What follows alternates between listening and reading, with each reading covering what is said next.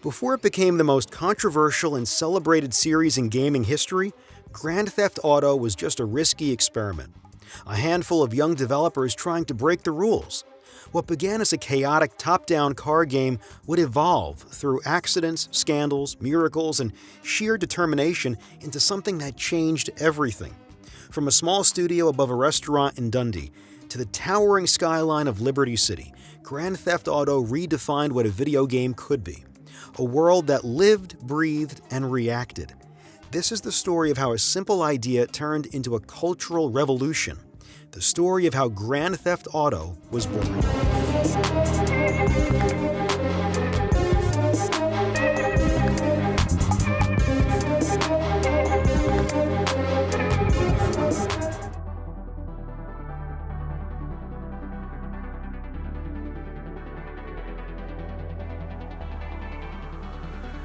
In 1983, an 18-year-old British student named David Jones had just finished high school when he was hired by Timex, a company known for making watches, but whose factory also produced popular home computers, the ZX Spectrum.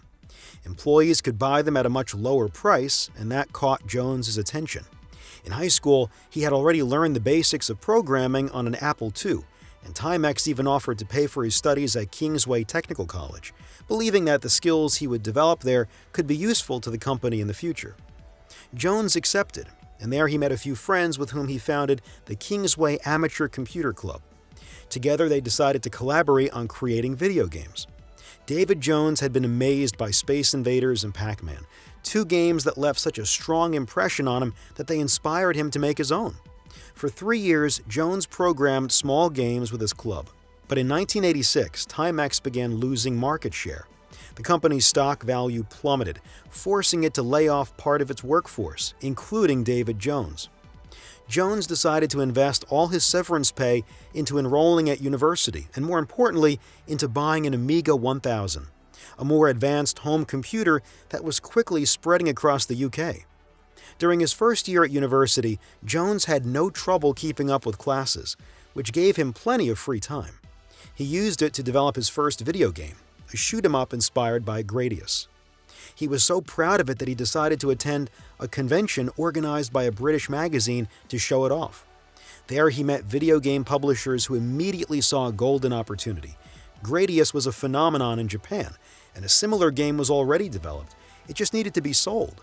Jones impressed everyone so much with his game that Psygnosis, a well-known UK video game company, offered him a contract for 6 games, not just the one he had created, and gave him a large sum of money to develop them.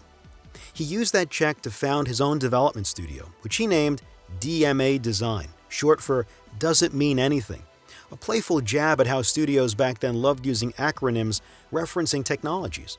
Ironically, DMA was also the name of a technology on the Amiga, direct memory access. Jones liked to keep it ambiguous, sometimes telling journalists it meant one thing, sometimes the other. He hired several of his friends from the University Programming Club, Mike Daly, Steve Hammond, and Russell Kay. On February 14, 1991, Psygnosis released a DMA design game, Lemmings, created by David Jones, and it was an instant hit. On the very first day, Lemmings sold more floppy disks than all of the company's previous titles combined. The game received glowing reviews from all over the world, accompanied by high scores. DMA Design suddenly stepped out of the shadows. Ports for every platform were ordered, along with sequels. David Jones became a millionaire at just 25 years old. The studio went from a damp little apartment above a restaurant to a real office with its own logo, growing from 5 employees to around 30. From there, DMA Design hit its stride, spending the next 3 years creating and programming sequels. Lemmings 2, Lemmings Chronicles, oh no, more Lemmings. By 1994, DMA Design delivered its final Lemmings game, the last one under its contract with Psygnosis. DMA Design was finally free. It's late 1994. Mike Daly, lead developer at DMA, is working on his very first 3D engine. Since 3D is still in its early days, he starts experimenting, running tests, tweaking things, and slowly builds an engine capable of generating cityscapes in isometric view. He's proud of what he's creating, until Bullfrog releases Syndicate Wars. The concept is strikingly similar: urban environments, an isometric perspective, and visuals that look far more polished. Daly realizes he'll have to rework his engine completely. For a few weeks, he struggles to find a new direction, until he comes across Clockwork Knight, a Sega game that surprises him. It's presented in 2D, yet technically rendered in 3D. The main character pops out from the background thanks to that technique. That's when Mike gets it. He doesn't need a 3D camera.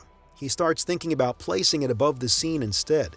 Then a conversation with a colleague changes everything. I was talking with John White, who was working on Body Harvest.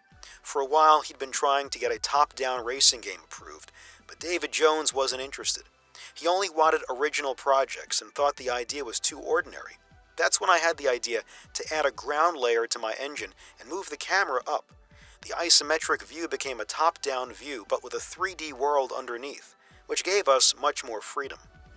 After that, Mike Daly ends up with a working prototype. It's not particularly pretty, but it works, a convincing engine. And to get around David Jones' veto against a top-down racing game, a new idea emerges.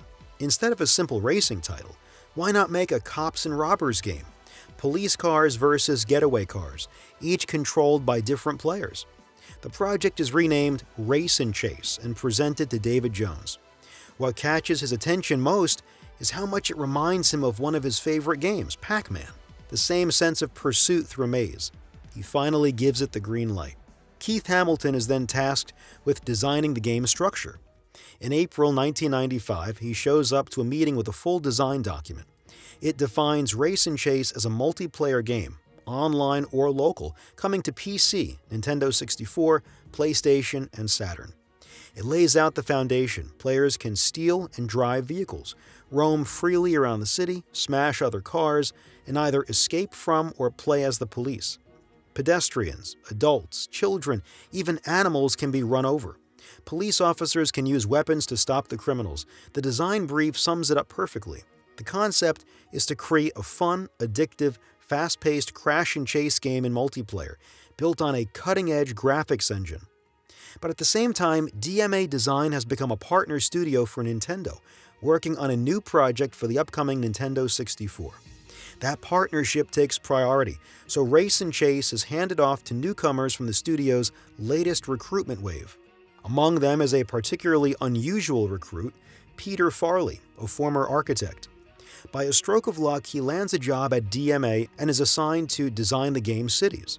When he arrives, all they have is a basic level editor that lets you place small tiles on a map. Using his background in architecture, Farley starts building the cities, inspired by 3 American ones: San Andreas, based on San Francisco, Vice City, based on Miami, and Liberty City, based on New York. He includes recognizable landmarks like Central Park, Brooklyn, and New Jersey, making constant trips to the library to find reference photos of American cityscapes. To make this concept work, the developers realized the game needs to be open world. Players in a chase have to be able to go anywhere at any time, reacting instinctively to where the police are. Their main inspiration is a legendary 1984 computer game, Elite. Elite was one of the very first open-world games and was hugely popular in the UK. Everyone at DMA knew it. Creative director Gary Penn remembers, "We were inspired by Syndicate, Mercenary, and especially Elite. That mix of influences gave us a very open structure.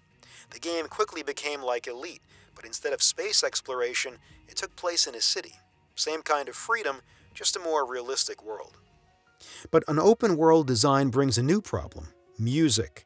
Since the player can move freely from one area to another, assigning fixed tracks to zones doesn't make sense. That's when Colin Anderson has a brilliant idea. I suggested making the music interactive, tied to the vehicles. When the player gets out, the music fades or stops. When they get in, it starts again. It made the audio feel alive, so we decided to integrate in-car radios with different stations, mixes, news flashes, and genres for each vehicle type. Once the first playable versions were ready, the developers began internal testing and immediately ran into another issue. No one wanted to play as the cops. Everyone wanted to be the criminals. Chases were more exciting from the outlaw's perspective, smashing cars, running over pedestrians, causing chaos. They realized a big part of the game, playing as the police, just wasn't fun. They had to rethink everything. Changing direction now would mean serious delays, and tensions rise fast. As Gary Penn recalls, "I attended chaotic meetings that ended in tears. There was shouting, punching, even fights. Eventually, two major decisions were made. First, the police will be controlled by AI, not players, meaning everyone will play as criminals. Second, the focus shifts away from racing to include all kinds of ways to interact with the city. The idea emerges to structure everything through missions, guiding players across the massive open world. And to fully embrace the thrill of being a criminal, missions are all about misdeeds, stealing cars, killing cops, pulling off heists, extorting restaurants. They even add one mission where you burn down churches, which was later removed before release. The tone is clear. The game will be unapologetically criminal, inspired by movies like The French Connection and The Godfather. As David Jones put it, "We couldn't match the graphics of Ridge Racer, so we had to stand out with gameplay and content, hence the provocative, edgy side." To everyone's surprise, BMG Interactive, the game's publisher, encourages this direction. Coming from the music industry, they know controversy sells. They have a legal department ready for it and push DMA to go even further with shocking, transgressive content. That shift is reflected in the title change. Race and Chase becomes Grand Theft Auto, a legal term for vehicle theft under aggravating circumstances, a serious crime. The new name perfectly mirrors the game's new identity. No longer a racing game, but a crime simulator. Gameplay evolves accordingly. Driving becomes less technical, pursuits less central. Every mechanic is reshaped to serve this new vision. Still, one thing never changes: freedom. Even with missions, the player must remain free to roam, to wreak havoc, to do missions whenever they choose. DMA sums it up best. The fact that you can walk anywhere, steal any car, and drive wherever you want, that's what makes Grand Theft Auto what it is. And what's striking is that all these bold choices come from young newcomers, ambitious, creative, and given total freedom to experiment. Guided by the team's vision, as Brian Baglow summed it up, the idea now was to create a living environment that reacts to the player's actions, where everything has consequences. That focus on immersion shaped everything. Vehicles could take damage or explode, pedestrians reacted to nearby events, and police responded to crimes. In Grand Theft Auto, the world itself was alive, constantly responding to whatever the player did. It had been almost 2 years since development began. It's now the summer of 1996. According to the original plan, the game should have been finished back in January, but the American branch of BMG Interactive has just learned something that worries them. Not only does the game include missions involving burning churches and committing violent acts, but it's also still in 2D, at least visually, because of its top-down view. When development started, a top-down perspective wasn't an issue, but things have changed. 3D games have exploded in popularity, becoming the center of attention in the industry. Everyone is talking about them, and all the top-selling titles are in 3D. The US branch of BMG even wants to cancel the game entirely. As one developer later recalled, they wanted to kill it every week. Several meetings take place between BMG Europe, BMG US, and DMA Design.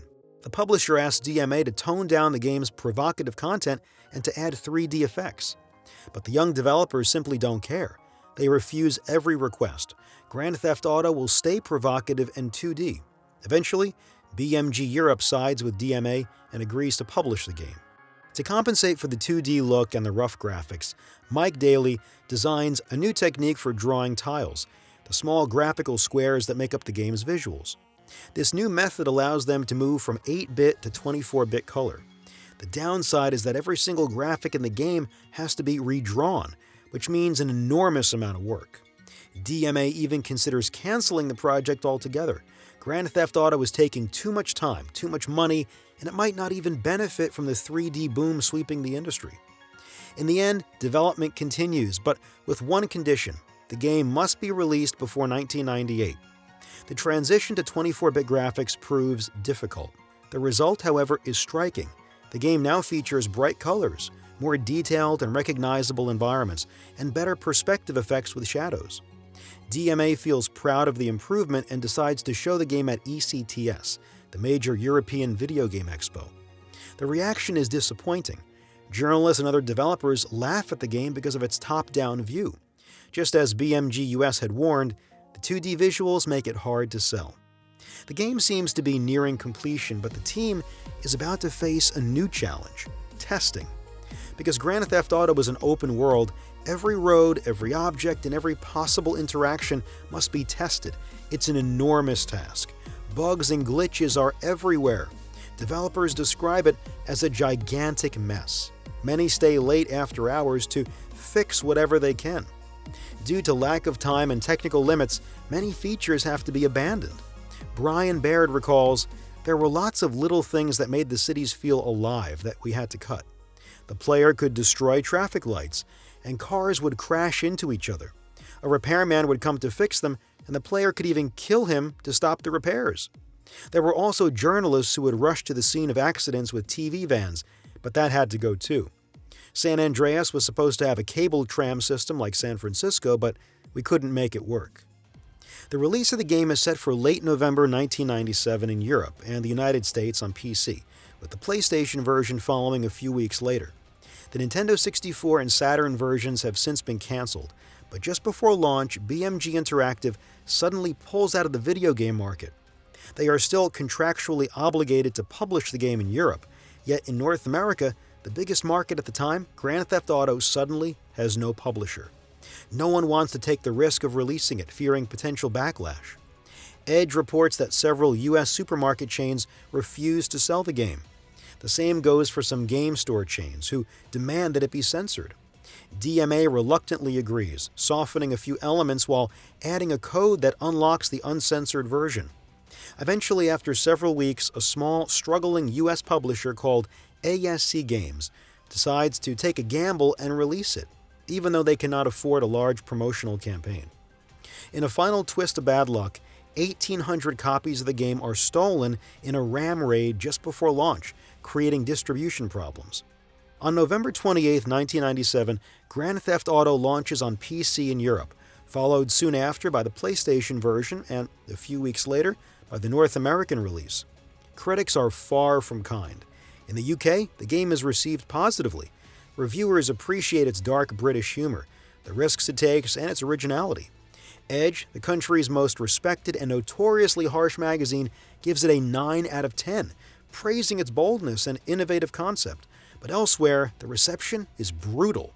American magazine GamePro writes, "GTA's violent nature, with its abundance of profanity, seems chic in a sociopathic way, but the game just isn't fun. The cities are dizzying mazes that force you to consult the paper map included in the box. Lame. Tall buildings block your view from the top-down camera, and your character is so badly drawn you can't even tell which way he's facing. Controlling him is almost as hard as controlling the cars, most of which are far too twitchy. GTA is a cool concept, but it deserves 15 to 20 years for wasting its own potential." France was an important market for DMA. As it's with the UK, the biggest market in Europe, the game was even translated into French, which was quite rare at the time, but the French magazines were just as harsh. Player One writes, "You spend your time getting lost in an endless maze of crowded streets, following a tiny yellow arrow that tells you where to go. For those tempted to try, be warned, the graphics barely match 16-bit quality, and sometimes they're so bad you can lose sight of your character during a shootout. Even if GTA's concept is cool, the execution falls flat."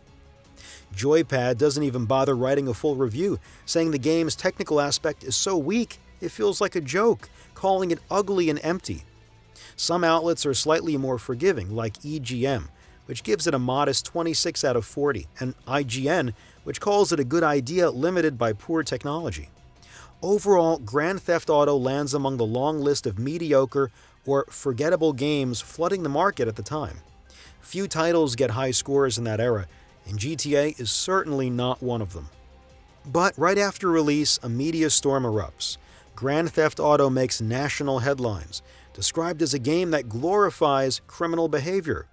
It receives an 18+ rating, extremely rare for that time, and nearly gets banned in the UK. In the United States, several retailers refuse to carry it. American senators use it as a new example in the debate over violence in video games. In parts of Europe, including France, the game is temporarily pulled from major retailers, sparks TV news debates, and is even discussed in the French National Assembly. Some countries go as far as banning it completely, temporarily in Australia or Germany, and permanently in Brazil. Violent games were rare back then, though Doom had already made headlines years earlier, but GTA hits harder. It lets players kill police officers, hurl insults, and wreak havoc in cities clearly inspired by real American ones. The controversy reaches another level, especially since Grand Theft Auto launches just as a major study from the University of Birmingham claims to have found a link between exposure to on-screen violence and youth criminality. That is exactly what Max Clifford, the publicist behind GTA's marketing campaign, was counting on. He had orchestrated everything behind the scenes, highlighting the violence and criminal acts in the game to draw attention. The strategy works perfectly. Grand Theft Auto gains the reputation it couldn't earn through reviews. The game becomes a household name, discussed on primetime news when audiences are at their peak. The marketing gamble of DMA Design and BMG Interactive pays off. French magazine Player One reports that after the controversy in France, sales skyrocket. Instead of being forgotten like so many other poorly reviewed games with limited distribution, GTA stands out thanks to its mature tone and its lack of boundaries. It goes on to sell 2.5 million copies. That's not a massive number for a multi-platform release with global exposure, but it's remarkable considering its rocky start. The downside is its reputation. For many, Grand Theft Auto is nothing more than a bad game using shock value and provocative content as a marketing trick to hide its flaws. So, is the first Grand Theft Auto really that bad? And does its appeal truly come only from its mature content? A closer look shows that the answer is no. The game certainly has flaws, a lot of flaws even, but it also has many strengths. If we start with the controversial aspect, playing as a criminal and committing crimes, that concept alone brings several interesting qualities. The most obvious is the pleasure that comes from performing transgressive acts. It ties into psychological ideas like catharsis, the thrill of breaking taboos, and the feeling of power that comes with it. Committing crimes in a fictional world without real consequences allows players to experience transgression, to release frustration or impulses in a way that feels liberating rather than immoral. From that core idea come other strengths, like instant gratification. In Grand Theft Auto, players earn money for the crimes they commit, which encourages them to keep going. The feedback is not just numerical, but also visual. Explosions, chaos, and constant excitement, amplified by the absence of limits. That sense of freedom turns the game into a satisfying playground of destruction. The criminal theme also created gameplay that was unique for its time. Car chases bring constant tension. The feeling of danger never disappears, and that intensity creates a distinctive kind of immersion. What's clever is how the game balances that tone. It is violent and chaotic, yet also exaggerated and laced with dark humor.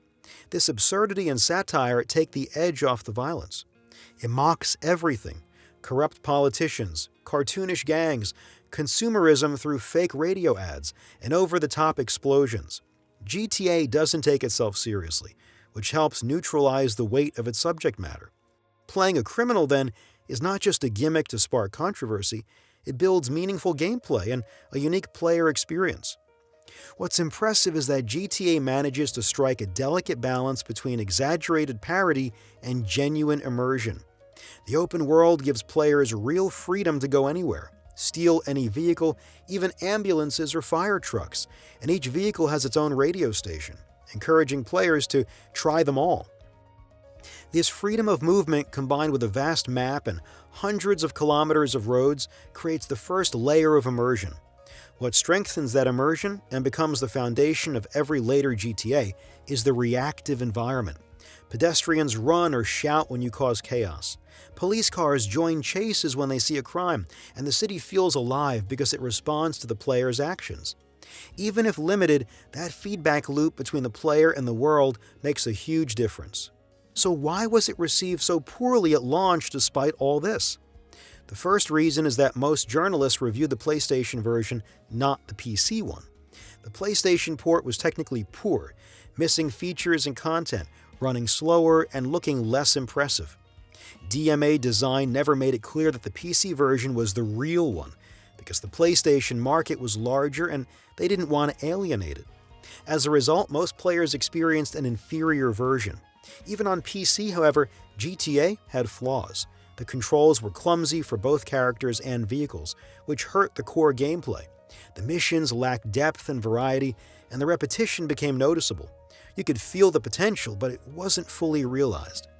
In the end, Grand Theft Auto was a decent game with obvious weaknesses. Its release timing didn't help either. By late 1997, the gaming world was dominated by stunning 3D titles on PlayStation and Nintendo 64. Compared to those, GTA looked outdated and clunky, which explains why reviewers saw it as opportunistic and low quality. Still, the game laid the groundwork for everything that would make the series iconic. Car theft as the core mechanic, police chases, social satire, freedom without limits, and a reactive open world. It was a bold and coherent foundation created by a team brave enough to take their project in an unexpected direction. The modest commercial success of Grand Theft Auto was only a temporary relief for DMA Design. After a series of delayed or canceled projects, including Body Harvest, the studio's long-awaited title, which turned into a commercial failure, David Jones was forced to sell DMA Design to Gremlin Interactive. At the same time, BNG Interactive, which owned the GTA license, decided to leave the video game business, saying development costs were too high and profits too low. Among those affected were two British producers who strongly believed in GTA's potential, the brothers Sam and Dan Houser. To save the franchise, they approached Ryan Brandt, the founder of Take-Two Interactive, a young American publisher that was just starting to grow. They convinced him to buy DMG Interactive's assets, including the Grand Theft Auto license. From that deal, Rockstar Games was born, a new publishing label created by Take-Two, with Sam Houser appointed as its head. His brother Dan, along with Terry Donovan and Jamie King, also joined the team. Their first mission was to continue the GTA series, which had proven profitable. Rockstar contracted DMA Design, now owned by Gremlin, to develop a sequel. Meanwhile, Rockstar Canada worked on 2 expansion packs for the first game, intended to keep the brand alive during production of the next installment. These became Grand Theft Auto London 1969 and London 1961. However, Gremlin soon faced its own financial troubles and was bought by Infogrames. As a result, Infogrames inherited DMA Design but had no idea what to do with it. The studio was expensive to maintain, and Infogrames was mostly known for light-hearted titles based on comic books, not violent open-world games. On top of that, DMA was under contract with Rockstar Games to create GTA 2, meaning Infogrames owned a studio developing a game that wouldn't even benefit them. Rockstar saw an opportunity and bought DMA Design outright, regaining full control of both the development and publishing of Grand Theft Auto. For the first time, Sam and Dan Houser could take an active role in shaping the next game. After all these changes, Grand Theft Auto 2 finally launches in October 1999 on PlayStation and PC, followed shortly after on Sega's Dreamcast. And once again, history repeated itself. In the UK, critics were relatively positive, but elsewhere, the reviews were harsh. GamePro wrote, "GTA's second-rate gameplay, sloppy graphics, and clunky controls make it feel like a bad Super Nintendo knockoff, trying to hide its lack of depth behind violence and profanity. The only crime here is wasting your money on it." In France, Joypad gave it a 2 out of 10, writing, "If there's one thing we can't understand at Joypad, it's GTA's success. It was boring to play, the 3D engine was dreadful, and this useless sequel recycles the same fake anarchist concept. The graphics are pitiful, and the repetitive action has no appeal. There's nothing transgressive about it. GTA remains what it's always been, a bad video game of the worst kind." IGN called it shallow and unrefined, giving it only a passable score. EGM was slightly more generous, with one reviewer appreciating its improvements, but the reception mirrored that of the first game: harsh reviews and a reputation for being provocative rather than good. Sales were similar to the first game. It also came to Game Boy Color, facing the same technical issues, and its similar graphics made many believe it was just a rehash of GTA 1. But that wasn't entirely true. Grand Theft Auto 2 was essentially GTA 1 on steroids. It looked better, though still dated next to its 3D competitors. It deepened what the first game had started. Missions were now tied to gangs. Players had to manage their reputation. There were more weapons, more vehicle types, and special police units that appeared as chaos escalated. The missions were more varied. There was a day-night cycle and dynamic lighting, but overall, the structure remained the same, which explains the similar critical response. What stood out, though, was its introduction, a live-action short film nearly 9 minutes long that set the tone for the game. It was even released for free online as part of the marketing campaign, which Rockstar considered a success. Grand Theft Auto 2 didn't change the series' image, but it did what it needed to do. It matched the first game's sales, this time with less controversy. That commercial success was crucial for Rockstar Games, as it meant they could finally invest more resources into a true next-generation sequel, and begin realizing their vision of creating bold, ambitious games. Thanks to that, Grand Theft Auto was about to undergo the biggest transformation in its history.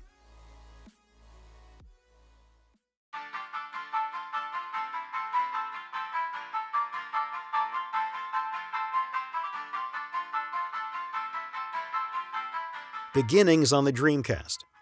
After the release of Grand Theft Auto 2 and Take-Two's acquisition of the series, the question of a sequel naturally came up.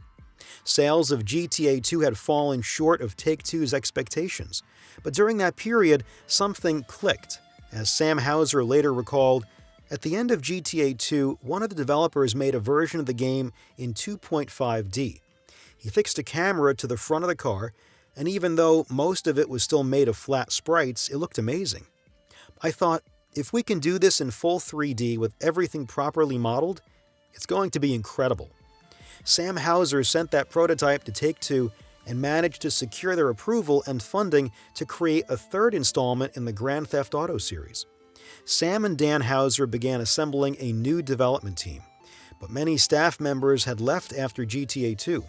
The budget was tight, and they needed people with real experience in 3D. The team was therefore composed of developers who had worked not only on previous GTA titles, but also on 2 other key DMA design projects. The first project was Space Station Silicon Valley on Nintendo 64, a game built around large environments where NPCs, represented by robotic animals, had their own routines and interacted independently of the player, giving a real sense of a living world. The game also featured offbeat humor and satire, and although it wasn't a huge commercial success, critics praised its creativity. Its lead programmer, Leslie Benzies, was appointed to direct the next Grand Theft Auto. The second project was Body Harvest, a unique game that broke away from the linear level structure typical of the time. It let players move freely across large, interconnected areas without loading screens, a remarkable technical feat. The gameplay revolved around missions but never restricted player freedom. It offered a wide range of vehicles, cars, trucks, bikes, tanks, boats, even planes, and emphasized creating a living world where NPCs reacted to events around them. It was ambitious, though it released several years late and was poorly received at first before earning a cult following over time. The goal for the next GTA was to combine all that experience, taking the best ideas from those 2 games and from GTA 2 and bring them together in a fully 3D world built on solid technology. Development began on the Sega Dreamcast, the most powerful console on the market at the time. It was much easier to develop for than the Nintendo 64, so it seemed like the perfect choice. But after only a few weeks of work, everything changed.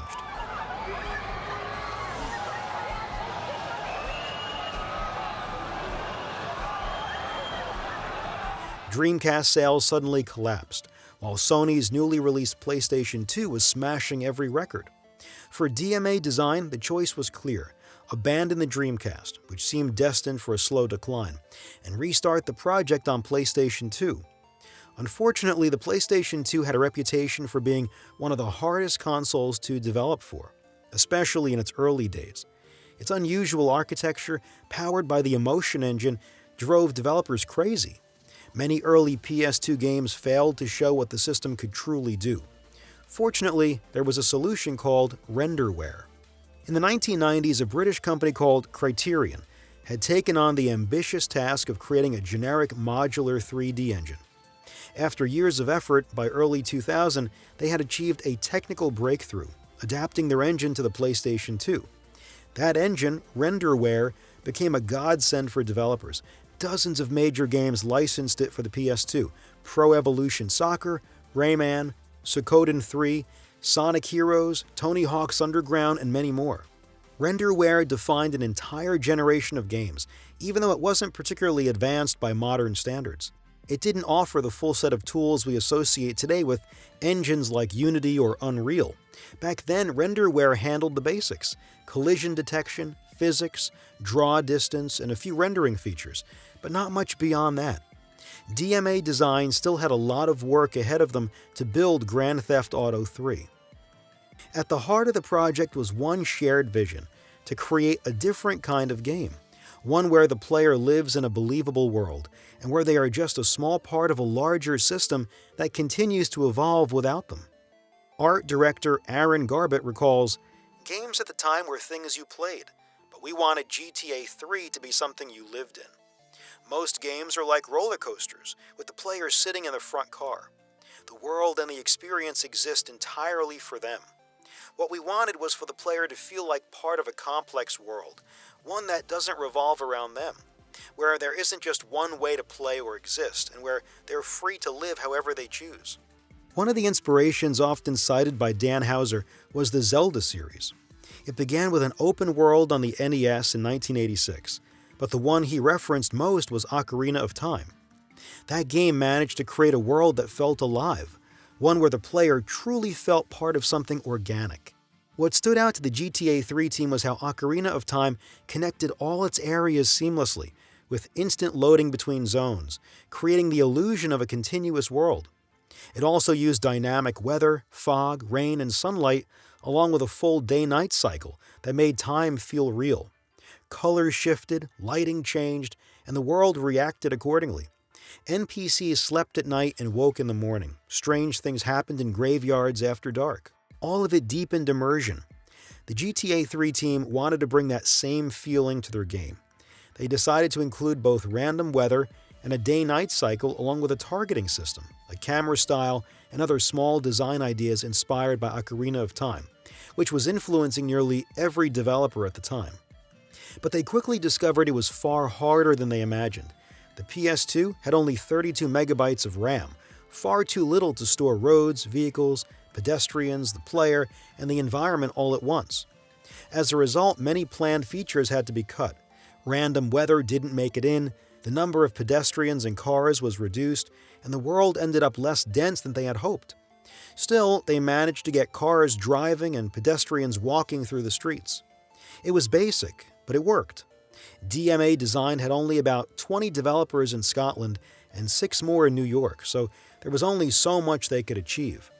Doubts began to grow about whether the project was even possible. Dan Houser later summed it up perfectly. "The transition to 3D with GTA 3 was so hard, with so many new things, that our naivety saved us. If we'd known how difficult it was going to be from the start, we probably would never have done it."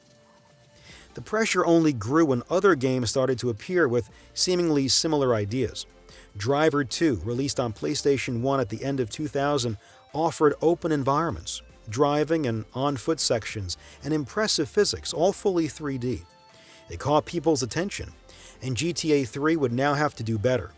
After months of difficult work, the team finally created a first version of their city. Dan Houser described it as a generic hybrid East Coast city, but the result didn't feel right. They decided it would be better to base the setting on a real location. So they contacted Rockstar Games in New York and asked them to take reference photos and videos of the city. Thousands of photos were exchanged, and a small team spent weeks documenting potential locations, noting the types of cars they saw, street layouts, and bits of local culture. DMA used all this material to build a fictional city inspired mainly by New York, later expanding the research to include Chicago, Pittsburgh, Detroit, and Philadelphia.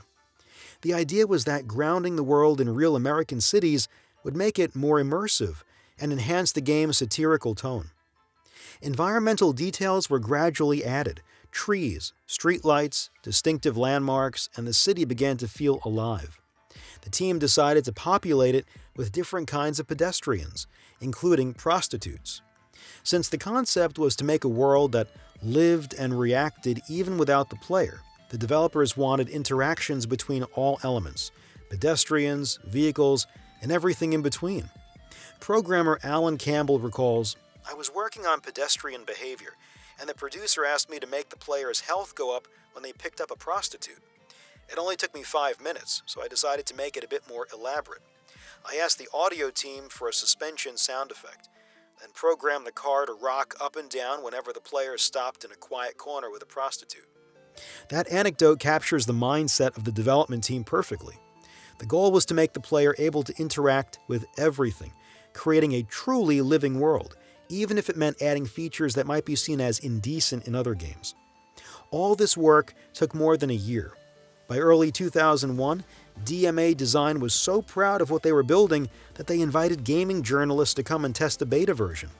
Almost none of them were interested. The GTA series still had a poor reputation, and few believed it could produce anything exciting. French journalist Emmanuel Bastide later said that he had accepted the invitation because he thought the preview was for GT, as in Gran Turismo, not GTA, and that there weren't many other journalists there. While the programmers were busy solving technical problems and building the city, another part of development was taking shape simultaneously: the story and the world. Dan Houser was determined for the game to have a story worth telling. The Houser brothers were a little different from most people in the industry. Their mother was an actress, their father had also done some acting, and they grew up next to a video rental store where they would regularly borrow movies. They weren't especially interested in video games at first. They dreamed of becoming rock stars. That's where the name Rockstar Games came from. They originally worked at BMG, a music label, not a gaming company. Unlike most developers of their generation, they didn't grow up with Space Invaders or Pac-Man. They grew up with cinema and a deep love for movies. They wanted to bring that cinematic spirit into Grand Theft Auto 3. That idea was far more exciting to them than simply making another game. They drew inspiration from their favorite films like Goodfellas, Scarface, The Warriors, Taxi Driver, Payback. They loved gangster films, the tension they carried, the atmosphere, the distinctive style, and that was exactly what they wanted to capture in this game. But Dan Houser and James Worrell, who co-wrote the story, immediately ran into a problem. Because the player was free to go anywhere and do anything, it seemed impossible to tell a structured story. Dan Houser later described it as the hardest challenge of his career. Combining a free, non-linear gameplay experience with a strong narrative structure was the goal, but it seemed impossible to do both at the same time. They're total opposites. A strong story requires the player's attention at specific moments, but an open-world game lets the player focus wherever they want. We had to find a balance. Their solution was something new. Instead of writing a single linear story that unfolded step by step like in the traditional RPG, they decided to build the narrative around missions. Each mission would tell its own self-contained story, and when put together, all of them would form a larger picture. That was their compromise. To make this work, they had to design missions that fit the gameplay, but also gameplay that could serve the missions.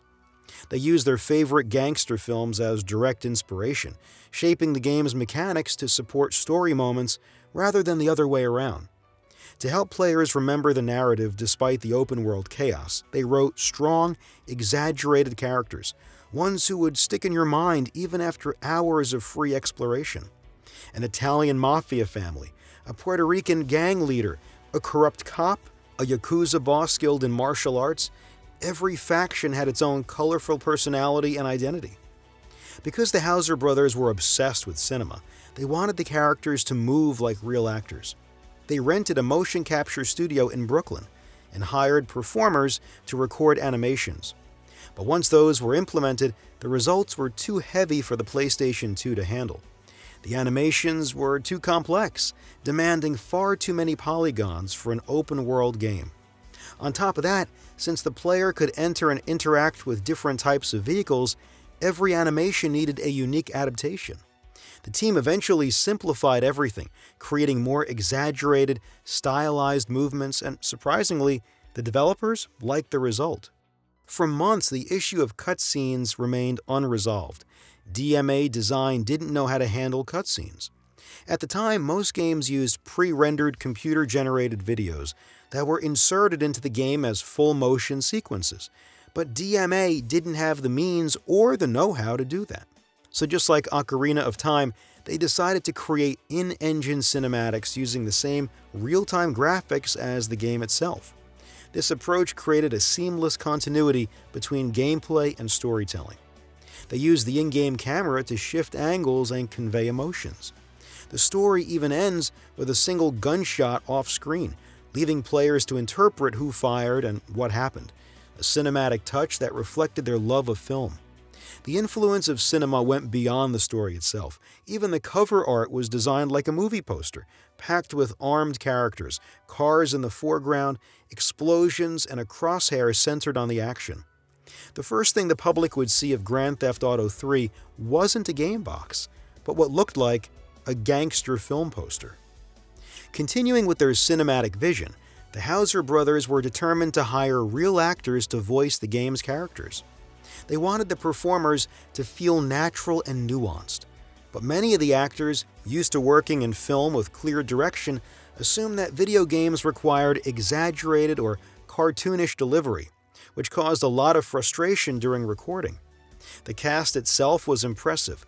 Kyle MacLachlan, Robert Loggia, Michael Madsen, Joe Pantoliano, all recognizable faces from film and television. Hiring them represented a significant investment. Yet in 2001, voice acting for a video game was still frowned upon in Hollywood. The Houser brothers wanted even more star power and were ready to argue with Take-Two to get the extra funding. But most well-known actors refused to be associated with video games. Others accepted the job believing it would be easy money, only to find out it was far from it. Dan Houser remembers it vividly. A lot of them expected it to be a quick gig, say a few lines, grab a paycheck, and leave. Then they realized they actually had a full day's work ahead of them and got angry, especially because they had to match their lines to unfinished in-game animations. The process was improvised and sometimes chaotic, but once the technical hurdles were overcome, the Houser brothers were thrilled with the final result. They felt that the performances gave real depth to the game's characters, and were glad they had insisted on doing it properly despite all the challenges. Their attention to sound didn't stop there. They wanted the car radios to be far more than background noise. They needed to bring the city to life, strengthen immersion, and reflect the cultural atmosphere of gangster films. To achieve this, the team created over 3.5 hours of original audio content, blending music, absurd talk shows, and fictional commercials. The goal was to make players feel as if they were really flipping through radio stations, with genres ranging from hip-hop to opera. Some tracks were composed specifically for the game, while others were borrowed from cult movie soundtracks, including Scarface, further deepening the game's cinematic feel.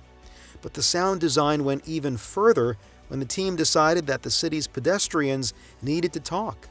Dan Houser later called it one of the craziest decisions of development. You see all these people walking around. They had to speak. We had to design an incredibly complex system for it, then find a way to make it all work technically.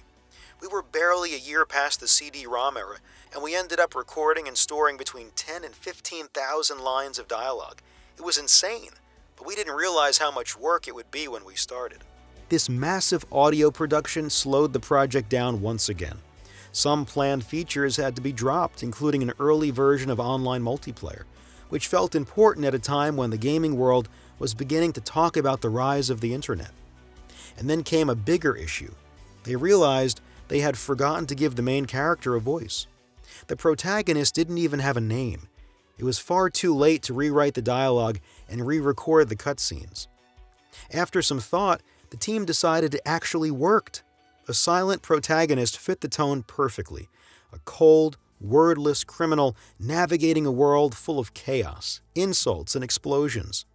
The contrast between the noisy underworld around him and his complete silence made the character feel mysterious, almost iconic. On May 17, 2001, DMA Design proudly presented a beta version of Grand Theft Auto 3. The original game was based on watching too many American movies, but we always wanted to make an action movie when you actually felt like you were controlling a real character, and that's what we've done this time. At E3 2001. But the game went almost completely unnoticed. Grand Theft Auto was still suffering from its reputation as a mediocre franchise that relied on violence to sell, and it was hard to find much coverage of GTA 3 in magazines from that time. Many websites didn't even mention its presence at the show, while plenty of unknown titles were given full pages of coverage. Art director Aaron Garbett later said that this E3 was particularly hard to swallow. Very few journalists came to play the demo, and those who did weren't especially impressed. A handful of outlets, like GameSpot, noted the game's ambition and found it fun to play despite its technical issues. But the developers mostly remembered the low turnout and how small GTA 3 looked next to the competition. That year's E3 was dominated by Metal Gear Solid 2, which stole the spotlight entirely. Gran Turismo 3 looked far more polished and visually stunning. Final Fantasy X was on the horizon and generating massive hype. And new titles like Jak and Daxter and Devil May Cry were surprising everyone. Nearly all of these games were scheduled for release in late 2001, meaning that November and December would be packed. Take-Two realized that GTA 3 would have no chance if it launched alongside those giants, so they decided to accelerate development and aim for a release in September or early October. This reminded the company of an earlier missed opportunity.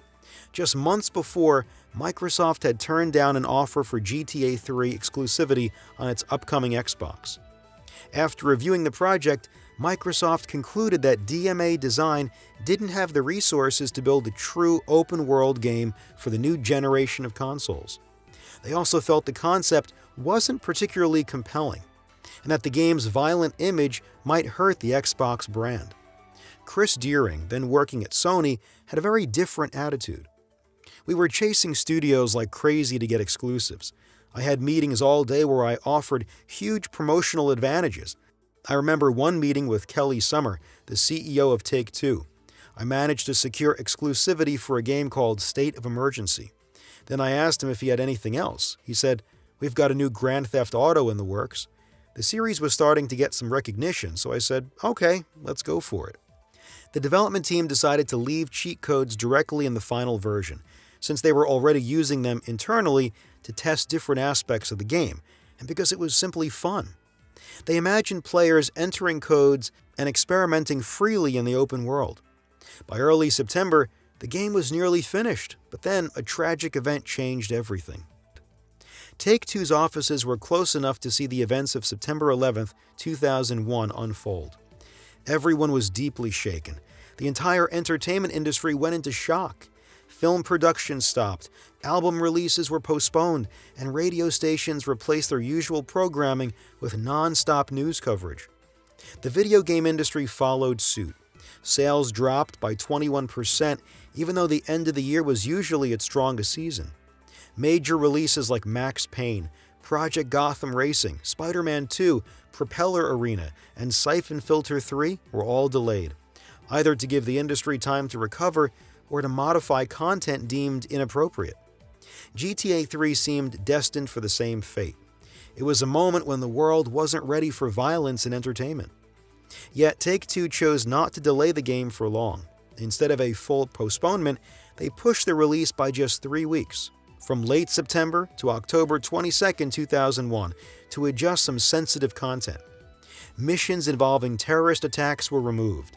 The flight paths of airplanes near skyscrapers were altered. The biggest change was the cover art, which had already been completed, but was now considered too aggressive.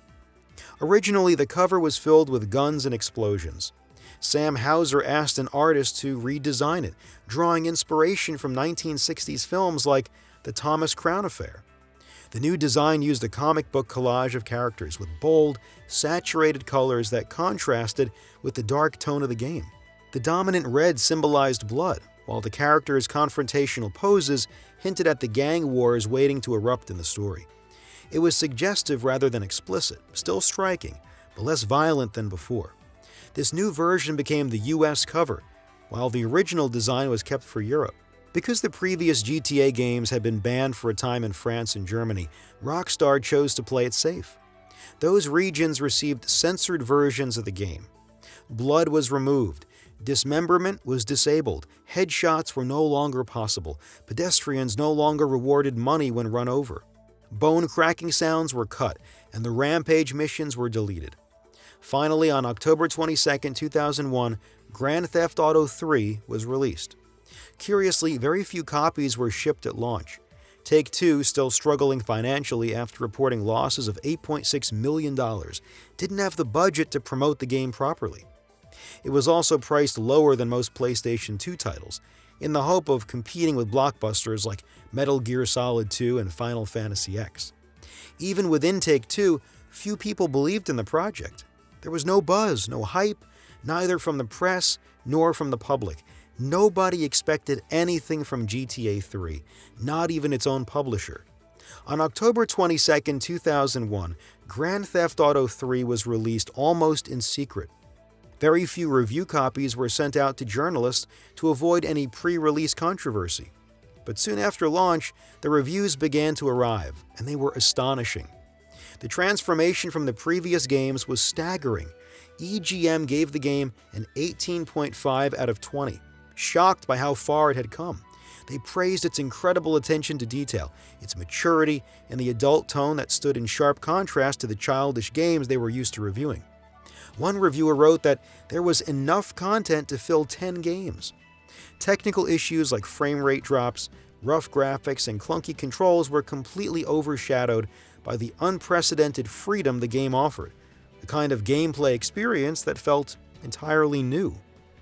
Next Generation gave it 4 out of 5, calling it an imperfect game with serious technical and gameplay problems, and visuals that don't live up to the PlayStation 2's potential, but also one of the most ambitious and revolutionary titles ever made.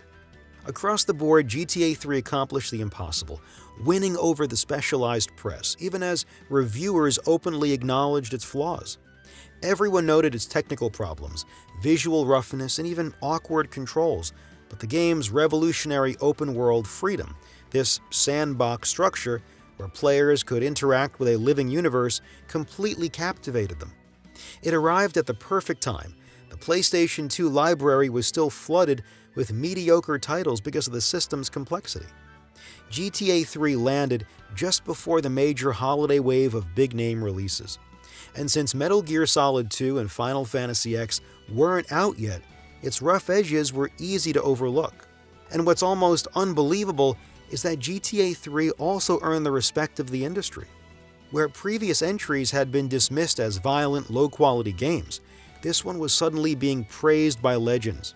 Shigeru Miyamoto said in an interview that he was impressed by the game and by the freedom it gave players. Toshihiro Nagashi, head of a Sega studio, wrote in an editorial that he admired the developer's courage in the game's boundary-breaking design, calling it a technical and creative milestone. It went on to win Game of the Year from many industry groups, and even Edge magazine named it Surprise of the Year.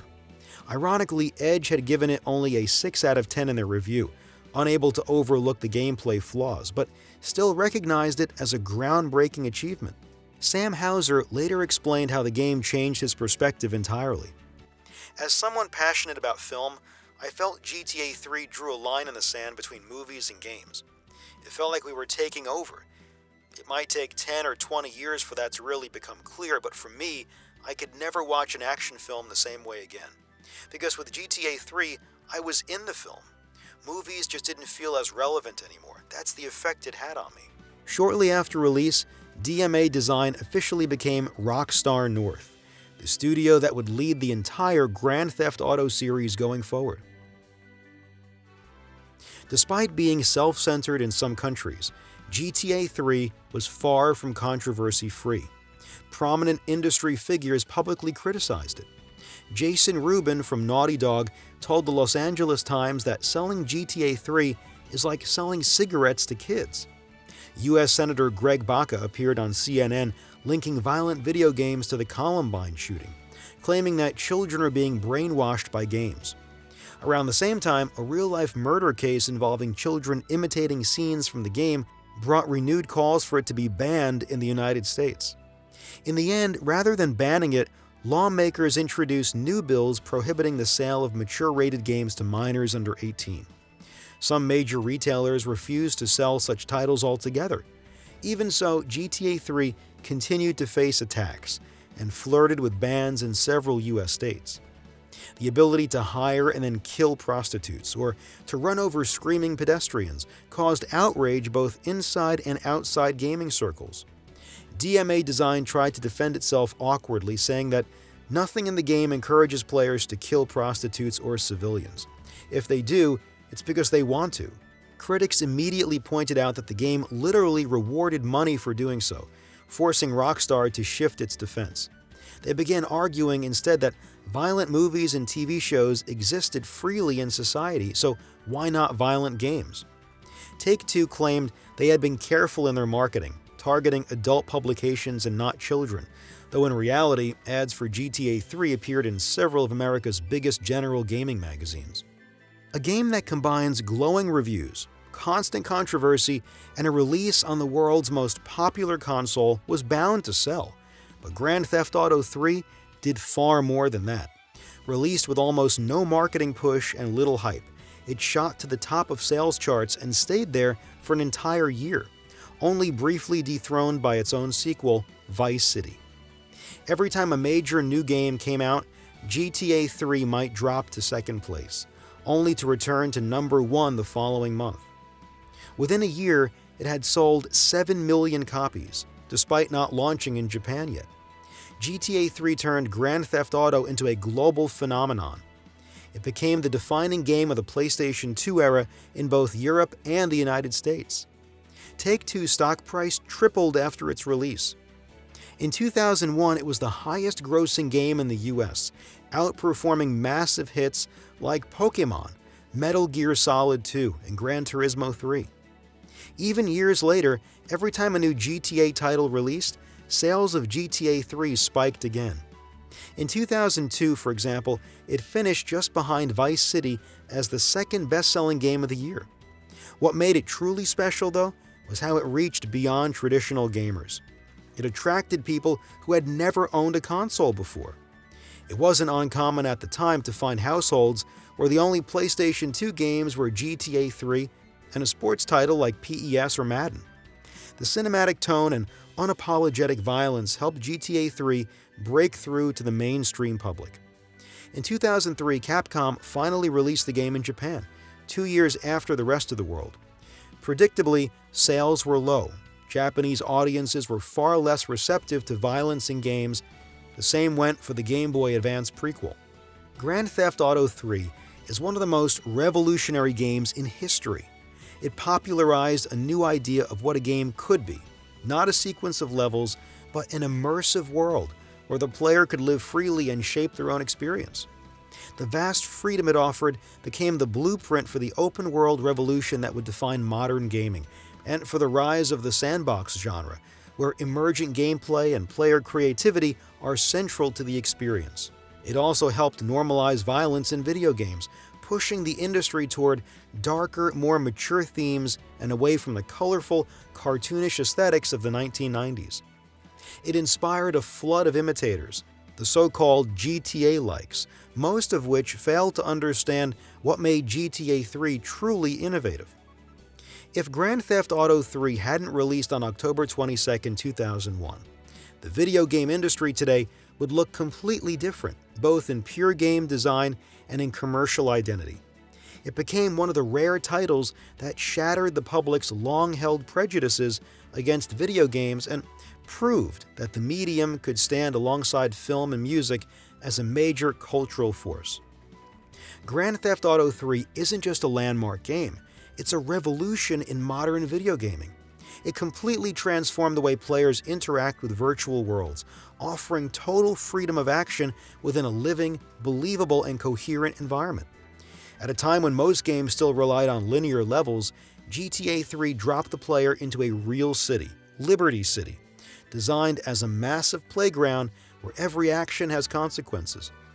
This freedom is built on three core pillars: freedom of action, making the player the true author of their own experience; a living city filled with pedestrians, reactions, and a sharp satire of American society; continuity, eliminating loading screens and keeping players immersed without interruption.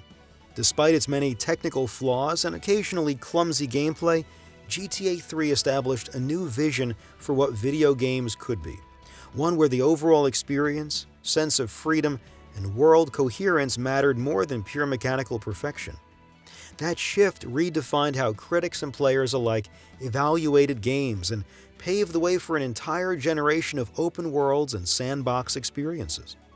In short, Grand Theft Auto 3 didn't just popularize violence and maturity in video games, it reshaped expectations for both players and developers, becoming one of the true foundations of modern gaming.